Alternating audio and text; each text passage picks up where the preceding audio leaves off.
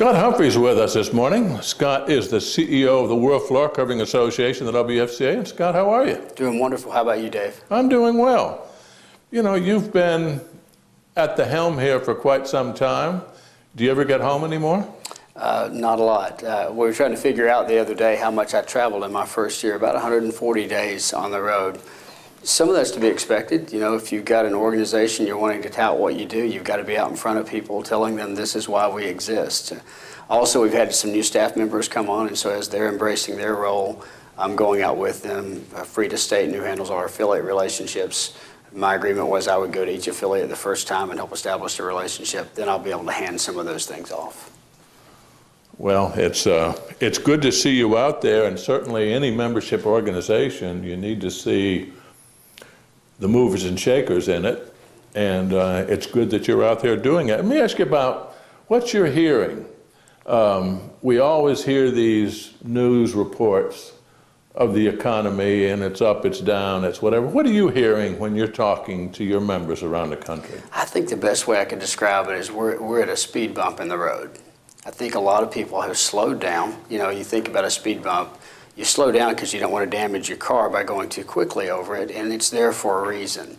Right now, a lot of people have slowed down the way they're looking at their future. Their vision has slowed down because they're not sure what's going to happen economically, more so because of the elections. I mean, you'll notice I've got my button on here because I went and voted today. I think a lot of people are waiting to see what happens after November 4, who's in power, and either way, I think it's just knowing. And the uncertainty is what's caused people to hold back a little bit. I really hope that we see a good end to 2014 and a very strong 2015 based on some consumer confidence changes. But overall, I think that most people would say they're either slightly up or stagnant for the year. I've heard also that many are having, even if their sales are up a bit, margins are not necessarily following suit. Are you hearing that? That's true, and part of the reason for that is the competitive landscape. So you've got big box stores that have captured about 12% market share over the last 5 years. The way that they advertise, the way that they communicate their bargains causes others to feel like they have to play the same game. So rather than differentiating themselves and finding a different way to compete for the customer, they tend to play the same game, which means it's all about cost. The other thing that those big box stores have done that I think is very dangerous to the industry as a whole is they have dumbed down installation.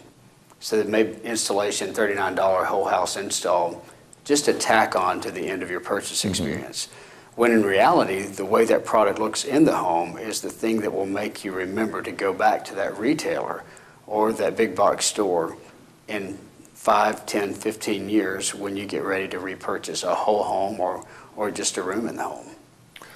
So it's likely that if one goes to a big box player one time, they're likely not to go back the second time, even though it's 6, 8 years down the road. It's possible. I think it's more convenience. The reason people shop at a big box store is twofold. One is the convenience. So I'm in looking for a hammer, happen to walk by the flooring department and go, you know what, we've got that one room we could fix up.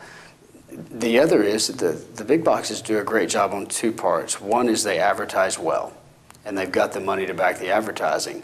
The other is they're very good at offering credit. And when you're making a purchase that large, credit is a very good reason to purchase at a specific locale. Independent flooring retailers, I find, even though they often have credit, don't know how to sell credit. I'm telling you, I went in to buy a washer and dryer a few years back, and we went to one of the big box stores, and we were just simply looking to determine what we might find. Because of the credit offering that they gave us there, that became the place that we purchased. And so knowing how to use credit can be a great tool or it can be a great detriment if you don't.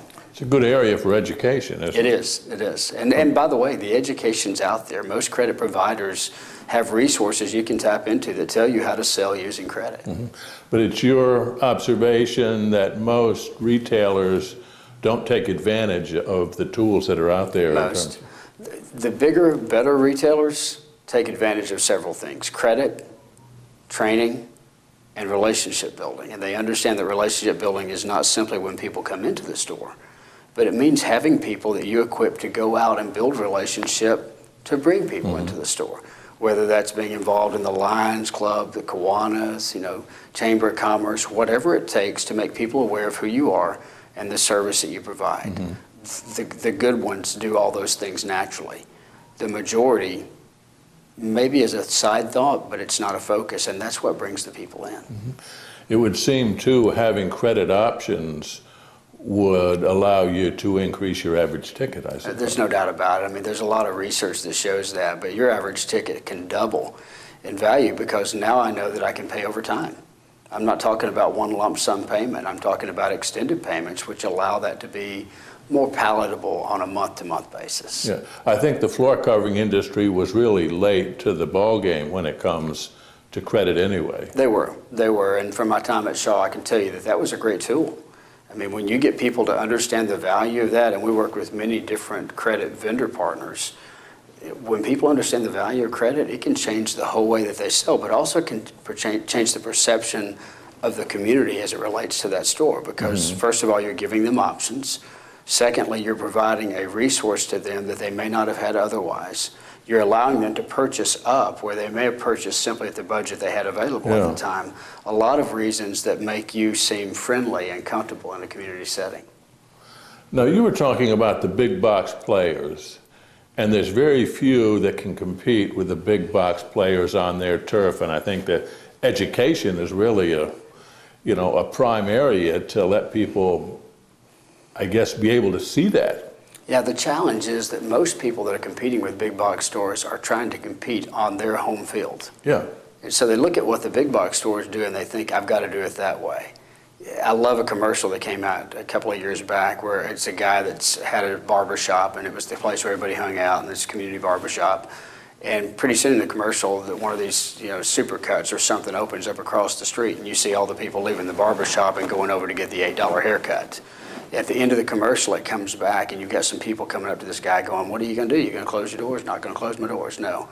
And at the end of the commercial, he hangs a sign up over his store that says, we fix $8 haircuts. You've got to find a way to compete with them, not playing their game. And so what are the things that you do that are unique to you? What is your identity within the community? We just partnered with Summit Learning. Michael Vickers at Summit Learning has developed a course for us called Beat the Box.